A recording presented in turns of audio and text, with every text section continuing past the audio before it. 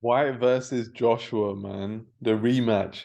I gotta be honest, beginning of the year, I was I was mad at this fight, man. I was like, it's a hype fight, it's for the casuals, it's for the Ladbrokes accumulator football lads like Dylan White, mate. He's from the streets, mate.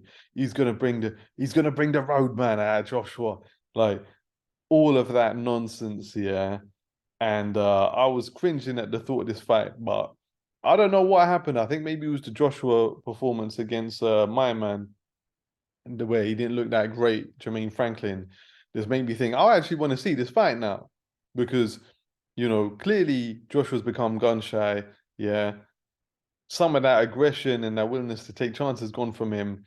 And if anyone's going to bring that out of him, it's going to be Dylan. And even though Josh won't necessarily want to do that, he'll want to show control. He'll want to show, he's the superior boxer, that he can pick him off at range and do what he wants with him. And that's all great until like he gets hit with a shot. And then I think the red mist comes down and we'll get to see what we want to see, which is, does Joshua still have it? Does he still have it to get into the trenches? Does he still want beef? Do you know what I mean? Does he want beef like that? And and so now I'm actually surprisingly hyped for the fight, man. Like I don't know, maybe I'm a fucking Ladbrokes accumulator lad. Like, who knows? Maybe I'm a casual. But either way, I'm pretty gassed about the fight. I mean, not gassed enough to want to go and be around like, the casuals, but to sit at home and watch it, yeah, yeah, I'm excited about it, man.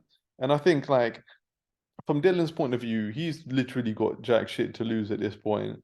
I mean, he embarrassed himself against Fury, and not just with what he did in the ring, but before, not participating in the press and then making excuses about it, saying he got pushed and whatever. Um, so now he really has to put it all on the line. And I feel like Joshua, he's kind of become a bit too civilized, a bit too cerebral. But this is the fight where he won't want to just like look like shit and look gun shy. He'll either want to put on a clinic and like do what he do what he wants with him, or he'll have to go into the trenches and like fight fire with fire. So yeah, man, I'm gassed about it. If I had to pick, I would have to go with Joshua just because even though he's been looking kind of vulnerable, I do think in the long term the Derrick James style is a good fit for him, even though Derrick James is mad stretch. I think I should make a video about that.